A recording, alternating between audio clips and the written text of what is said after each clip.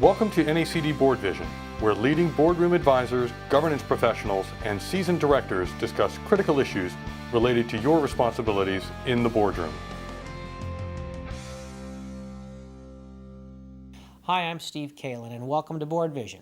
With me today is Ken Gross, head of the political law practice at Skadden Arps, and an expert on today's topic, proxy proposals regarding disclosure of political activity. Hi, Steve. Thanks for having me. Ken, we're seeing activist shareholders introduce proxy proposals that require public disclosure of political activity of large corporations here in America. Should directors be concerned about these proposals? Yes, directors should be very concerned about these proposals. This has been a steady march going back to 2004, where activist shareholders have been seeking political information. And over time, over the last 10, 12 years, we've seen even more activism among the shareholder groups, invigorated in large part by the Supreme Court decision in Citizens United, which was a 2010 decision.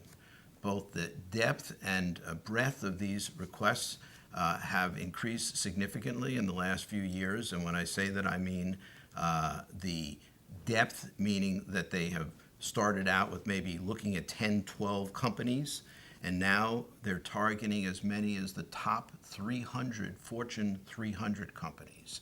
And in terms of breadth, it was focused on political contributions directly made by corporations and through their political action committees. Now we're seeing a much broader scope, including requests for lobbying information, which takes you into a whole different area.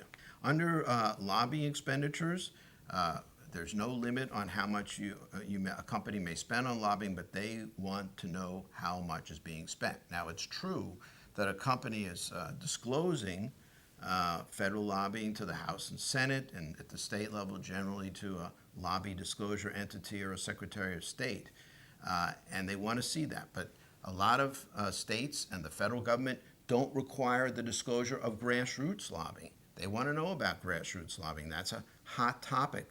Artificially stimulated letter writing campaigns, looking for that. In addition, once again, payments to third parties. How much money are you giving to that trade association or to that 501c4 organization that they may turn around and use for lobbying? The percentage of the dues that are being paid to these organizations is made known to the corporation, but is not otherwise made public. And the shareholder groups are looking for that information, both the lobbying information or the portion of it that may be spent for campaign activity, which we just discussed.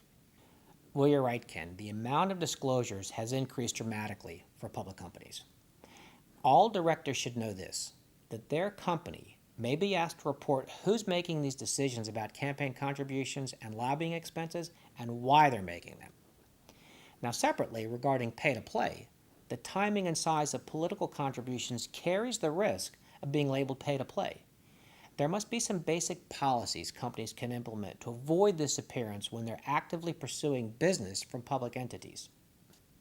Yeah, pay-to-play is a very tricky area, and I, again, put this sort of in two categories. What I call maybe general pay-to-play, which I could characterize as linkage between a political contribution and not just political contributions. You have to look at charitable contributions, payments made to foundations at the request of members of Congress or public officials, and gifts and gratuities, entertainment, and other benefits that could be conferred on public officials both directly and indirectly.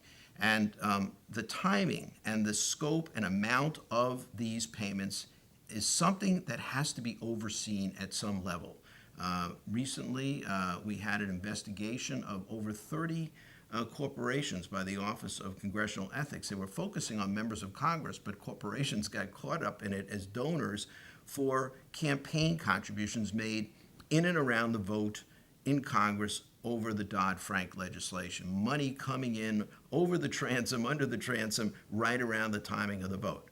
Even if it came to nothing, the activity is looked at, emails which are, reveals a lot of background information. All that was being sought. So the process of decision making and the process of how donations, and not just political donations, but charitable donations and other benefits, have to be part of the scope of any compliance program to make sure that you don't have actual or more likely an appearance of some impropriety. Boards should make sure that management is reporting to them on campaign contributions, lobbying activity, and certain state or local pay-to-play regulations. And secondly, directors should be certain their companies have good systems in place to address issues of disclosure of government affairs activities, gifts and entertainment, and charitable donations. Let's face it, the only time these policies and procedures ever come to the fore, or this issue ever comes to the fore, is when there's a screw-up. Somebody made a political contribution they shouldn't have made, or maybe it was perfectly fine, but the appearance or timing of it. And again, it doesn't have to be a political contribution. It could be a charitable contribution, or it could be the public official who's under investigation, or just a timing issue regarding business that the company may have in that jurisdiction. Thanks, Ken. Great information and very timely given our upcoming elections. We hope our directors learn from this episode of BoardVision and take a close look at their company's policies and activity. Until next time, I'm Steve Kalan with NACD, and this is BoardVision.